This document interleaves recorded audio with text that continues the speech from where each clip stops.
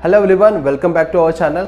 तो आज हम इस वीडियो में कैसे क्रिस्टियानो रोनाल्डो ने कोको कोला के बोतल हटाने के बाद कैसे 4 बिलियन का लॉस हुआ कोको कोला ब्रांड को, उस टॉपिक पे बात न करते हुए आज हम ये देखने वाले हैं कि what is a successful marketing strategy for Coca Cola brand.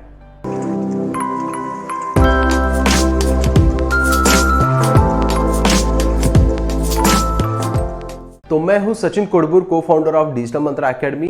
तो इस वीडियो में हम वही देखने वाले हैं कैसे Coca Cola number 1 soft drink की ब्रांड बन चुके हैं पूरे दुनिया में। तो उनकी मार्केटिंग स्ट्रैटेजी क्या है, वो सारे पॉइंट्स हम कवर करने वाले हैं। इसके लिए हमें थोड़ा हिस्ट्री में जाना पड़ेगा। जैसे कि इनिशियल स्टेज में कोको कोला जो ब्रांड है, सिर्फ दिन में सिर्फ 9 बॉटल ही वो बेच पाते थे। वो भी एक छोटे से दुकान से उन्होंने शुरुआत की थी। सबसे पहले कोको कोला कैसे इन्वेंट हुआ, इसकी जो शुरुआत है जॉन पेम्बरटन ने की थी। उनको एक ड्रग का एडिक्शन हुआ था, उसी एडिक्शन को छुड़ाने के लिए उन्होंने ये ड्रिंक बनाई थी। उसका नाम उन्होंने पेम्बरटन फ्रेंच वाइन उस नाम से उन्होंने रजिस्टर किया। इनिशियली कुछ मात्रा में अल्कोहल का कंटेंट भी यूज़ किया जाता था, बट 1866 में शराब और बाकी सारे चीज़ों को जैसे ही विरोध किया गया, तब इन्होंने नॉन अल्कोहल कंटेंट का भी इसका वर्जन निकाला। अभी देखा गया तो 100 साल से भी ज़्यादा हो गए इस ब्रांड को मार्केट में होते हुए, एंड साथ ही साथ 2 वर्ल्ड वॉर भी हो गए। तो अभी हमको ये सोचना है कि ऐसे क्या वो बेच रहे हैं मार्केट में जिससे ये इतने सालों से सस्टेन है। कैसे शुगर वाटर ड्रिंक $1 बिलियन की कंपनी बन गई। इवन दो मार्केट में बाकी ब्रांड्स के भी थे एंड उनके भी अच्छे खासे टेस्ट भी उनका वो प्रोवाइड कर रहे थे मार्केट में, फिर भी ये कोको कोला इतना सक्सेसफुल कैसे बना, जस्ट बिकॉज ऑफ उनकी जीनियस मार्केटिंग स्ट्रैटेजी की वजह से ये इतनी बड़ी ब्रांड बन गई। इन 2005 रीड मॉन्टिग एक जो साइंटिस्ट रह चुके हैं, उन्होंने एक एक्सपेरिमेंट किया। इस एक्सपेरिमेंट को उन्होंने 3 स्टेजेस में अलग अलग लेवल पे उन्होंने टेस्ट किया है। उनको जानना था ऐसा क्या डिफरेंस है पेप्सी एंड कोको कोला में, एंड सबसे ज़्यादा पसंदीदा कौन सा ब्रांड लोग चूज करते हैं।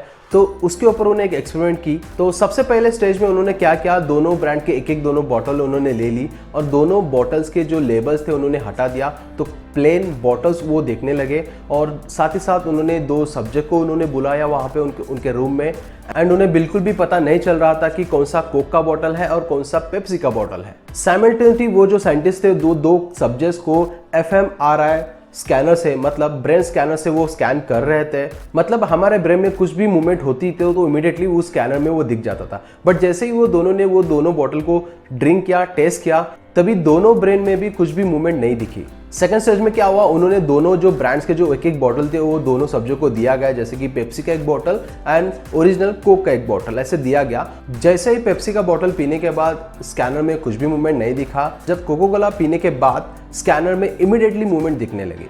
तो उसके बाद साइंटिस्ट को लगा कि कोको कोला के रेसिपी में कुछ तो ऐसा सीक्रेट है जिससे ये इफेक्ट दिखने लगा। साइंटिस्ट ने थर्ड बार एक्सपेरिमेंट उन्होंने किया। इस एक्सपेरिमेंट में उन्होंने क्या किया, दोनों ब्रांड्स के लेबल उन्होंने एक्सचेंज किए। इसका मतलब ये है कि जो ओरिजिनल कोक का बॉटल था उसको पेप्सी का लेबल लगाया गया, एंड जो ओरिजिनल पेप्सी का बॉटल था उसे कोको कोला का लेबल लगाया गया। एंड दोनों सब्जेक्ट को बुलाया एंड कहा गया ड्रिंक करने के लिए। जैसे कोई पेप्सी का बॉटल ड्रिंक करता है तो स्कैनर में कुछ भी रिएक्शन देखने नहीं मिला, बल्कि ओरिजिनली देखा गया तो वो कोक का बॉटल था। इसके एग्जैक्ट अपोजिट, जैसे उन्होंने कोक का बॉटल उन्होंने कंज्यूम किया तो स्कैनर में इमीडिएटली उन्हें इफेक्ट दिखा, देखा गया तो वो पेप्सी का ओरिजिनल बॉटल था। तो रीड मॉन्टी को ये बात पता चली कि it's not about bottle, it's not about Pepsi, this is all happening just because the red colour they are using on their brand, that is Coca Cola. Just because red colour की वजह से immediately brain scanner में वो movement दिखने लगी। अगर सामने जाके देखा गया तो एक्चुअल में हम लोगों को 2 या 3 सेकंड ही सिर्फ कोको कोला का लोगो दिखता है हर एक ऐड में। एंड अगर आपने अच्छी तरह समझा और उसको समझ लिया तो ये जो ब्रांड है कोको कोला, लोगों के परसेप्शन और लोगों के ओपिनियन चेंज करने में भी सक्सेसफुल रहा है। ये पॉसिबल हुआ है just because of they are spending lots of money, $1 billion on their advertisement, and वो कंटिन्यूस ऐड दिखाते रहते हैं ऑडियंस को। अगर हम सिर्फ लास्ट ईयर की बात करेंगे एडवर्टाइजमेंट के ऊपर देखा गया तो ऑलमोस्ट $4.24 बिलियन वो खर्च किए हैं लास्ट ईयर सिर्फ एडवर्टाइजमेंट के ऊपर। देखिए इतना पैसा खर्च करता है to just show them to the people that we are the brand icon for the happiness. अभी आप सोचते होंगे ब्रांड आइकॉन होता क्या है। ब्रांड आइकॉन का मतलब ये समझ ले कि हमको थोड़ा मार्केटिंग बेसिक समझना होगा। जैसे कि हर एक प्रोडक्ट में 2 टाइप के वैल्यूज होते हैं। पहला है वो है टेंजिबल वैल्यू, जो भी एक्चुअल कॉस्ट होता है, एक्चुअल वैल्यू होता है अबाउट द प्रोडक्ट, उसको टेंजिबल वैल्यू कहा जाता है। एंड दूसरा होता है परसीव्ड वैल्यू, इसका हम एग्जांपल के तौर पे समझ के लेंगे कि एग्जैक्टली ये दोनों टाइप होते कैसे हैं। तो जैसे कि आप किसी भी रेस्टोरेंट में अगर आप जाते हो तो वहाँ का स्ट्रक्चर, वहाँ का एम्बियंस, वहाँ का अरोमा, लाइटिंग, फ्रेशनेस बोल सकते हो, ये सारे चीज़ें जो भी आप फूड कंज्यूम करते हो उस कंज्यूम को और आपके एक्सपीरियंस को बहुत ही बेहतरीन बनाता है। टेंजिबल ऑफ प्रोडक्ट का मतलब ये है कि वहाँ का खाना कैसा बना है, क्वालिटी और टेस्ट ऑफ दैट फूड आप कह सकते हो। साथ ही साथ अगर आपको घर बैठे अगर मैं नंबर 1 रेस्टोरेंट का खाना आपके लिए लेके आ रहा हूँ तो आपको बिल्कुल भी आइडिया नहीं लगेगा कि ये नंबर 1 रेस्टोरेंट से खाना, because actual product of value का मतलब product which is tangible is equal to perceived value. और इसमें से एक भी खराब होता है तो ब्रांड की वैल्यू कम हो सकती है एंड इसे कोको कोला बखूबी निभाता है। इसके साथ और एक मार्केटिंग स्ट्रैटेजी वो अपनाता है, जैसे कि जो भी वो नए मार्केट में एंट्री करता है तो उनके जो भी ऑलरेडी कॉम्पिटिटर्स थे उनके सारे स्टॉक वो खरीद के लेता है। मतलब अगर मार्केट में देखा गया तो उनकी अवेलेबिलिटी वो कम करता है। अगर कोई भी कस्टमर रेगुलर उनके पास जाता है और उनका जो रेगुलर ब्रांड वो कंज्यूम करते हैं तो एक्चुअल में देखा गया तो स्टॉक ही नहीं रहता है। तो फिर साइमल्टेनियसली धीरे धीरे डायरेक्टली इनडायरेक्टली कोको कोला अपना ब्रांड पोजिशन करता है। जो भी कस्टमर आते हैं उनको शॉपकीपर खाली हाथ भेजने से अच्छा वो कंसिस्ट करता है कि आप भी एक बार ट्राई कीजिए ये ब्रांड। तो ऐसा करके धीरे धीरे कोको कोला अपना सेल्स बढ़ाता है और मार्केट कैप्चर कर लेता है। एंड ऐसे ऐसे लोगों को भी आदत लगती है कोको कोला ब्रांड कंज्यूम करने में।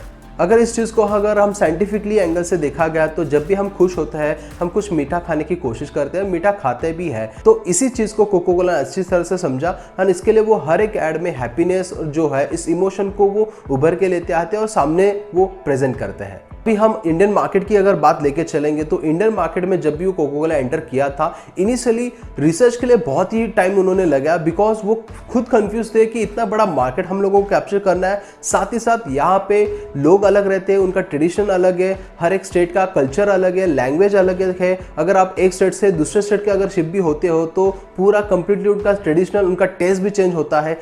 इस बात को लेके उन्होंने बहुत तगड़ी रिसर्च की। इतना ब्यूटीफुल एंड इतना कॉम्प्लेक्स स्ट्रक्चर होने के बाद खुद कोको कोला सोचने पे मजबूर हुआ कि ऐसा कौन सा ऐड हम कमर्शियल ऐड पब्लिश कर सकते हैं इंडियन मार्केट को लेके, जिससे हर एक स्टेट, हर एक इंडियन उस प्रोडक्ट को पहचान सके।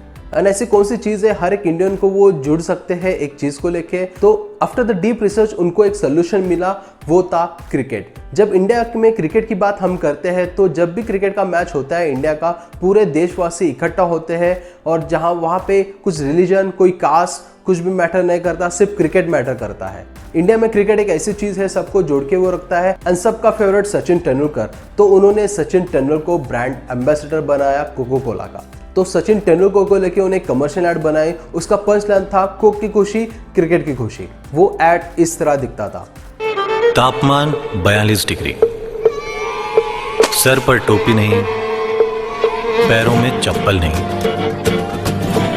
टॉस के लिए चिल्लर नहीं,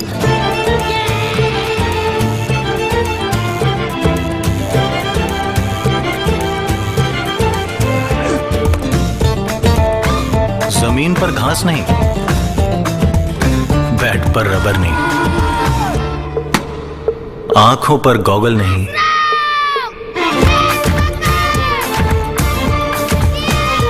पवेलियन पर छत नहीं। तापमान 42 डिग्री और खुशी में कोई कमी नहीं। जहां खुशी है वहां सब कुछ है।